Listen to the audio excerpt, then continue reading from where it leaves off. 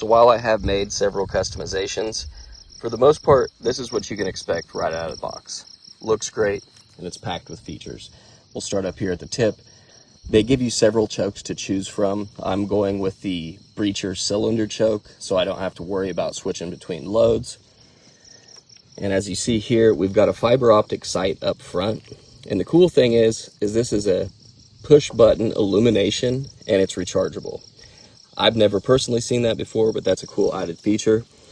Also, the ported barrel, very nice touch for the price. We have a metal tube clamp, not some polymer garbage. Got some rail scales, as I call it. The fore-end, or handguard, in my opinion, is a real nice touch. All that M-lock, various accessories. It does come with a hand stop that was really nice and felt great, but I had already decided that I wanted more of the vertical grip style, so that's why I swapped it out. As you see, I added the shell holders and red dot here. Got a nice adjustable rear sight.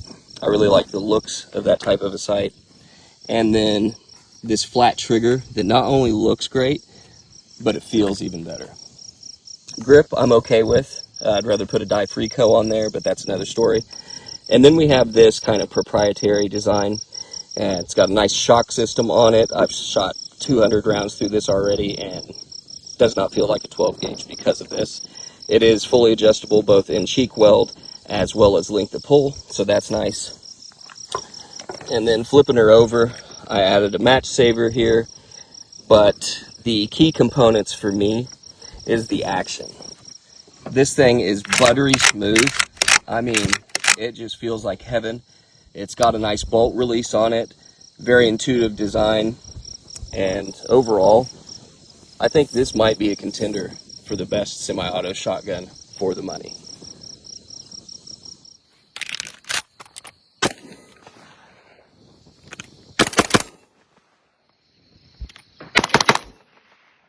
So I have learned that you can outrun the trigger on this guy. We're doing one of those candy stripes or candy canes or whatever the fuck they're called. Slug, birdshot, buckshot, rapid fire.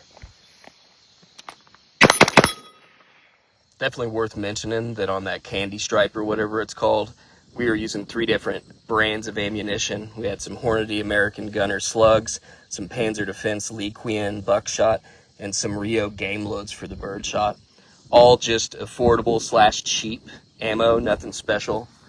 So I think that definitely speaks for itself. So one of the things I mentioned already was one of my favorite features is the action on this shotgun.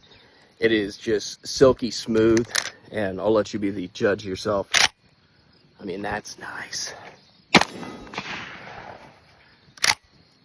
Let's send some birdshot out to 50 yards.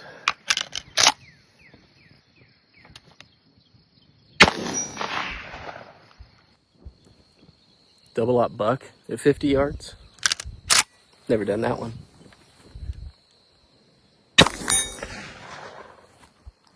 So one thing I do pride myself on when doing any kind of product review is full transparency and honesty. I know you hear that a lot from a lot of those gun tubers and such, but I don't get any kind of flow. These are all products that I buy. I run the dog shit out of them. You know, this is hundreds of rounds before I shot this video that have gone through this. That being said, this review is going to pretty much run like a highlight reel because there are so many features, and this guy runs exceptionally well. And I'm not even going to say for the money. It just runs exceptionally well. However, nothing's perfect, and there are a couple things that I can probably, you know, critique a little bit. One of which is, while the barrel clamp is very nice, it's got the Picatinny on it. It is metal and not polymer. Even though this is an aluminum tube, if you over tighten this even a little bit, the tube spring will no longer function. You won't be able to load rounds. They won't feed. It's just kaput. I about shit my pants because I didn't realize the problem. Went inside to take it apart. As soon as I loosened the barrel clamp a little bit, I heard the spring pop. We're back. So do keep that in mind. I don't think that's non-typical for a lot of shotguns. You know, I think that's probably an issue with most of them. However, It is worth noting that it does move. As you can see here, I had it all the way back here and it slid up considerably to where it's over the ports. Now, I don't see any damage. Anyone that has run ports knows that there is an extreme amount of pressure and gas coming out of that, and it will tear right through metal. I've seen it on slides, on pistols. So, like I say, it is something worth noting. The other thing I mentioned earlier, why I absolutely love this trigger, the feel of it, the look of it, everything. I mean, it's solid. It really is. But if you're doing some fast boy action, you definitely can't outrun it. I did it several times when I was doing those rapid fire 3 shots, just getting trigger freeze after the first shot because there was nothing loaded quick enough to cycle through the second round. So if you really like shooting fast like me, that's something to keep in mind. You may have to slow it down just a little bit.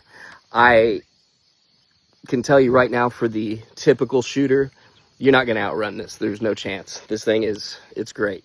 And yeah, other than that, at this point, after hundreds of rounds, I don't have any other negatives. This thing is just glorious so far.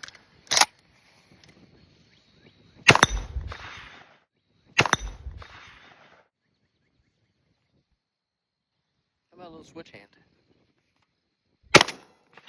All right, let's do a little clay copter toss and then transition over and do a little bing bang boom on the torsos.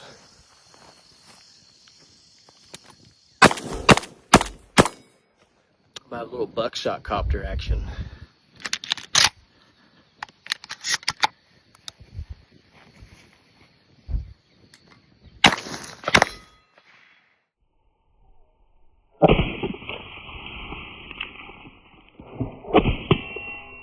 All right, we're gonna do one of my favorite drills here. I call it the walking stalker.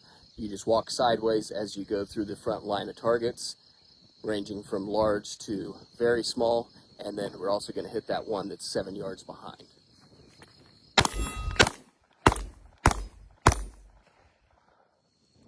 This infinity target is pretty much toast, so let's go ahead and put her out of her misery. Didn't expect that. Didn't even harm anything. But my God, did we blow that son of a bitch right off there. I had absolutely no expectation of that.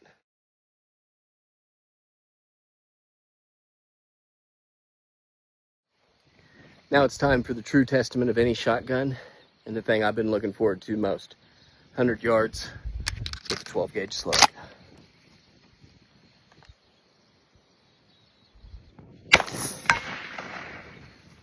You know, I was thinking that was kind of a thud sound compared to the typical ring, and I found out why. Hit it right on the fucking button. That's wild. Now it's fair to say that no good old boy review is complete without a little rattle can blaster. So let's go ahead and do some double-aught buck 9-shot.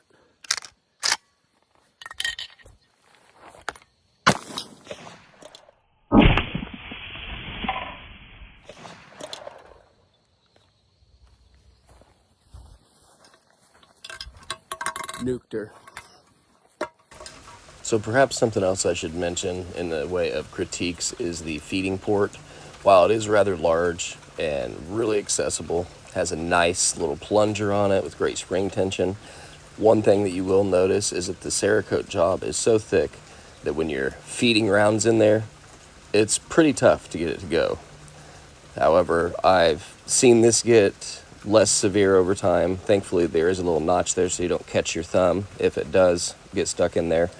But yeah, I think several hundred more rounds getting loaded into this will probably cure this, but it is worth noting. So what are my final thoughts on the Raider S4 by Orthos Arms? I think this shotgun is fucking great, and not even for the money. It's just a fucking great shotgun.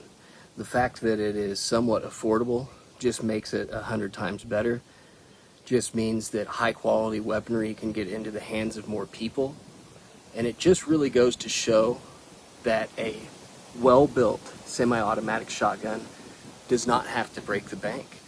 I mean, they packed the features in on this, from the porting, the little upgrades like the steel clamp, the fiber optic rechargeable front post sight, the nice adjustable rear post sight, the awesome flat blade trigger that I just can't get over the aesthetic or the feel of, and this shock system.